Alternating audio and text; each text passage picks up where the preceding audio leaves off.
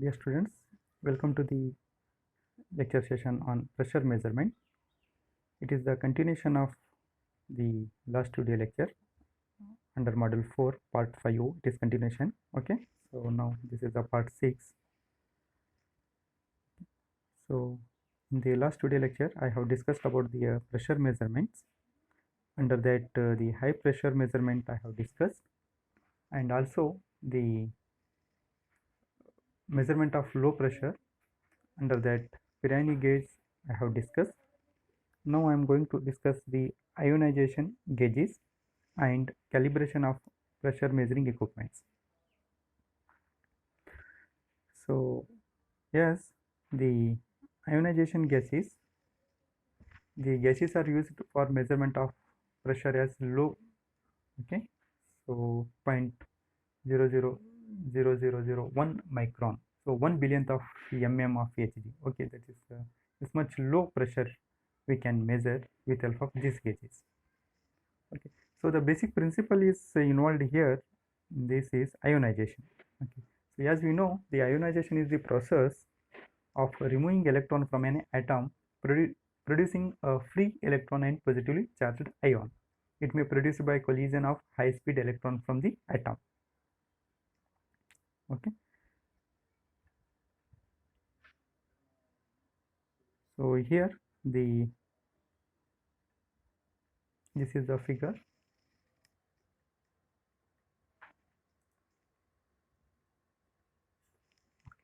This is the figure. So let's first I will orient on the how it is connected. So this is a cathode filament. Okay, it is connected to the supply and it will get heated up, and this is the anode. This is the anode. Okay, it is negative terminal is connected to the battery. Okay, also you can say that a negative plate, and this is a grid which it will be connected to the positively to this battery E2. Okay, and here this is the inlet. This is the inlet through which the gas of unknown pressure to be found is sent to this inlet. So here the gas of unknown pressure to be found is sent to this inlet. Okay, so here now let's have working. So one more figure I put, it will be gives a clear picture here that. Okay, so this is negative plate, positive grid, heated cathode here. Okay, okay, both figures are same only, but here naming are taken as IP and IG, where it is taken as the current as I1 and I2. Okay, so the working, now I will explain the working when the cathode will be get heated up. Okay, the filament will be get heated up. So what it will be happens, it liberates or it emits the electrons. Electrons are negatively charged. Okay, I repeat here, the electrons are negatively charged. So here the grid is positively charged, hence the electrons will be flows here, hence the I2 current will be flows. Now what it will be happens next, some of electrons which is having highly charged, that electron starts reacting with the gas which sent to be measured. I repeat here, the some of the electrons which is having highly charged, that electron starts reacting with the gas which is sent to be measuring. So next what it will be happens, due to the ionizations, the positively ions are comes towards this negatively charged plate. So hence the current I1 will be flows. Okay, so here first I2 will be flows. Why means, because when the filament will be get heated up, it liberates the electrons, because grid is positively charged, so the I2 will be flows.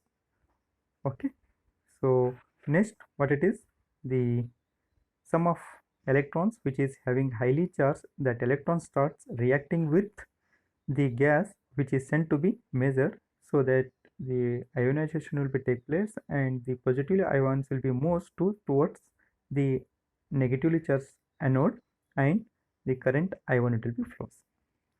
Okay, this is a very important. By knowing the I2 and I1, we are calculating the pressure using this relation. Okay, so here P is equal to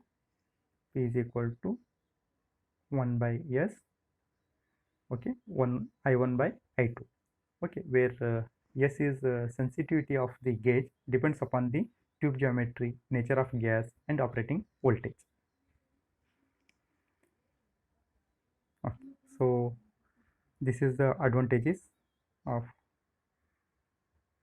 ionization gauges. Okay, fast response to change in pressure, possibility of process control and remote indication, constant sensitivity for a given gas over a wide range of pressures. Okay, the sensitivity of S, what we are in the equation, it has constant, okay, for the wide range of pressure. Okay, some of the disadvantages here it is mentioned. Some gases get decomposed by hot filament. Contamination of the measured gas by gas is forced out of the hot filament. Okay, the filament can be burnt out quickly if exposed to air when hot or before the pressure is at low value. High cost. Okay, then complex electric circuitry. These gauges must be provided with automatic cutout in order to protect them in case of system leak or break. These gauges must be carefully installed. In particular, absorbed gases must be eliminated. Calibration varies with gases. Okay, these are the some disadvantages. Now, the last bit of this module is the calibration of pressure measuring equipment. Pressure calibration is the comparison of the output of a device used to measure pressure with that of another pressure. I repeat here, the output of a device used to measure pressure with that of another pressure measurement. Okay, so here the sum of calibration measuring equipments are manometers, deadweight testers. Okay, so manometers I will explain briefly here.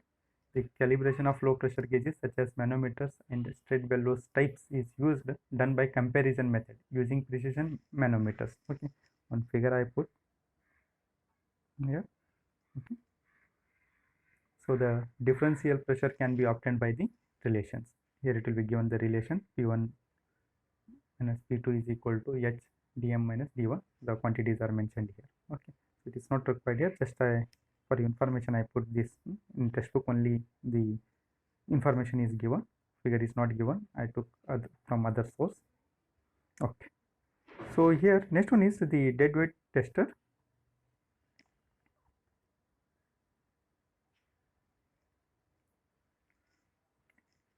Okay, so here this is the figure. Okay, a deadweight tester is it consists of any accurately machined and finished piston. Here this is the piston. Okay, and this is the weight, and this is a handle, and this plunger they are used. When they are rotating this one, the pressure is created, and this is the chamber where it is oil is filled, clean oil is filled here complete oil is filled. Okay, so here the working will tell you the chamber and the cylinder of the testers are filled with clean oil.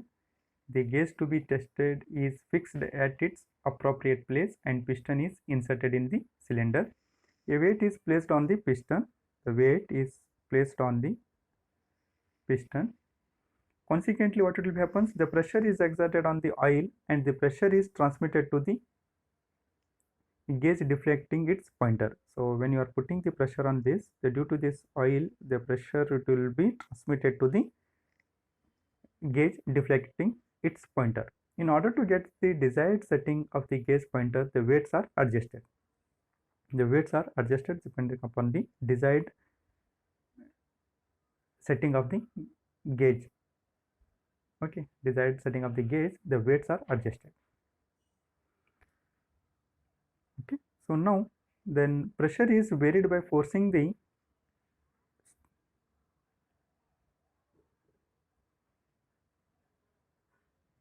okay.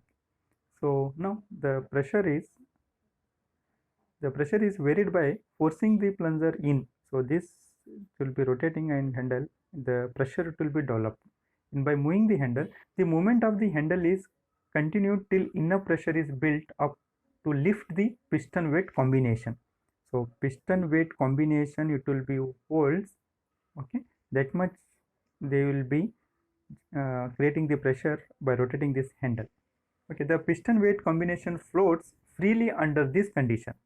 Thus, the equilibrium is established.